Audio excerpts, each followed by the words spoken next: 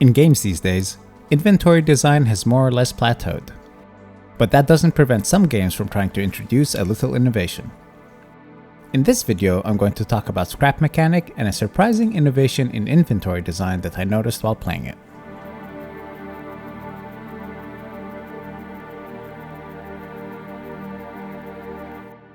Reusing clever designs is part of game development, and there are good reasons why systems like the inventory remain unchanged and reused across different games. It usually means the problem the system is designed to solve is common enough and old enough that we arrived at a subset of solutions that are considered best practices.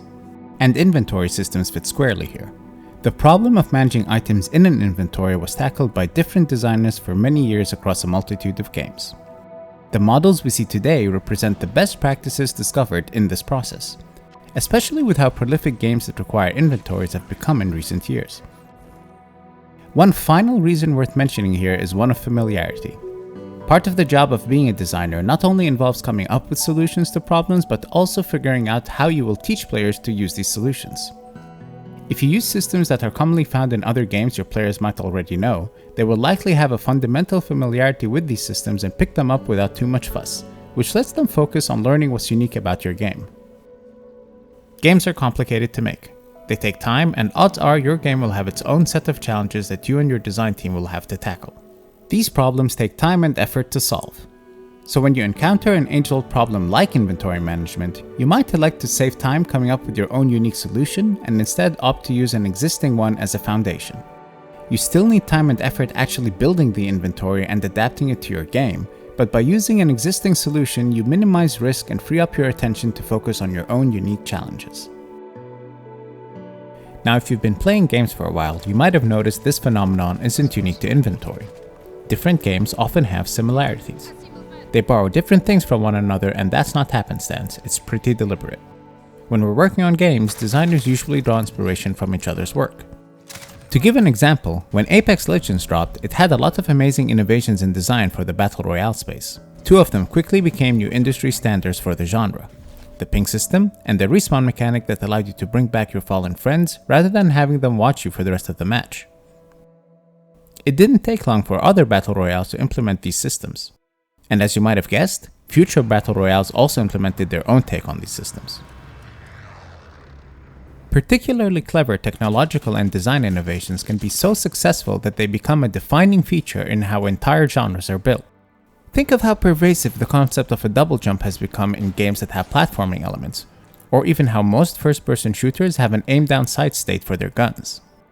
So now that you know why things like this happen, let's go back to talking about scrap mechanic and the unique innovation in inventory design you might pick up on in its survival mode.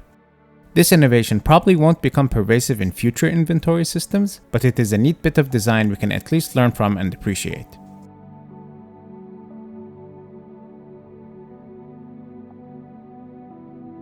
At first glance, Scrap Mechanic's inventory system in its new survival mode isn't anything special. It's a grid-based inventory where each item you pick up occupies a slot and different items can be stacked to different quantities within that slot. But as you play the game, you might notice a neat little feature that is easy to overlook. Most, if not all, items in the game have a placeable version of themselves that you can put down anywhere in the world. The implication of something like this may not be immediately obvious, so let me walk you through my experience. One evening while playing, I needed to replant my farm, but I would often forget which chest has the seeds I needed. I got a little tired opening most of my chests searching for seeds every time I wanted to plant, so I was looking for an alternate solution. That was when the thought occurred to me. What if I build a shelf where I manually place all my seeds? Then I can easily tell where my seeds are and how many of each seed type I have. This turned out to be quite practical, and I liked how it compartmentalized my base since I had a small corner for my seeds now. Over time, I expanded on this idea. The seed rack expanded, I added a section for other farming items, and eventually made a mechanic corner, cooking corner, and a wardrobe section. Not only did this organization method prove effective to me, it actually resulted in several hours of gameplay where I was just planning and organizing my base. Spending a long time simply organizing your base might not sound appealing to everyone, but I had a good time doing it. It's also worth talking about how the designers subtly nudge you towards discovering this mechanic instead of overtly tutorializing it. Interacting with the inventory UI at times felt pretty awkward, but instead of the designers solving those awkward bits, it felt like they left them in deliberately to help you discover the new placement mechanic. To give you an example, most mechanical items don't stack in your inventory. Wheels are a good example of this since you can only place one wheel per slot. Over the course of your play session, you will have crafted a good amount of wheels.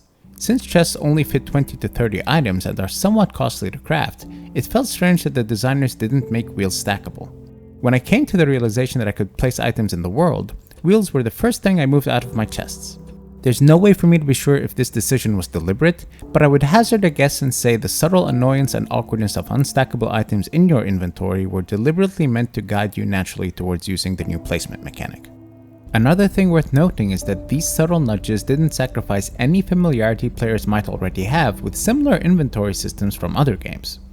You go through your first 10 to 20 hours playing Scrap Mechanic completely oblivious to the existence of this mechanic. It's also entirely possible to play through Scrap Mechanic and not even realize you could do this. The game doesn't force you to play this way, and they do that for a good reason. Different people enjoy different things. While I personally love planning and organizing different corners of my base, someone else might find that tedious and boring.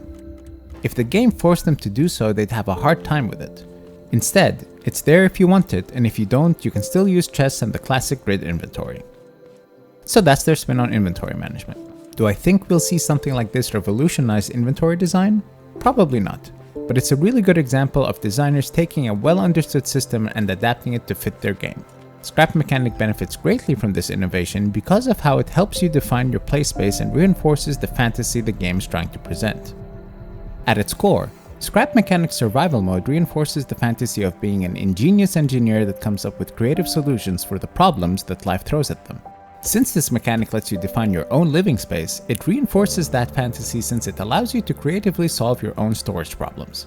This method of organization has functional implications but also aesthetic ones since it allows you to theme different corners of your base around their functional uses.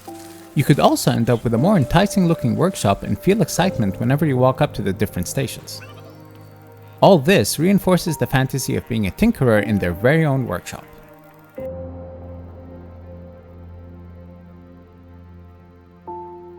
In modern game design, it's common to find games borrowing bits and pieces from one another.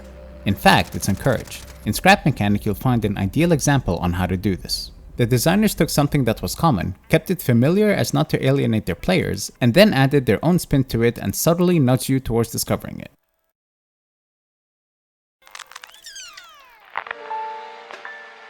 Thanks for watching. I'm sorry this video took so long to get out. These past couple of months took quite the turn this year and I'm slowly getting back into the monthly cadence. I hope you found this video useful.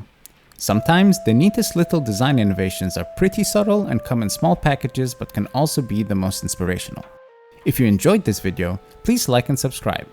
I'm still in early days of this channel, so every like, subscription, and comment goes a long way to helping me get this channel established. Thanks again and see you all next time.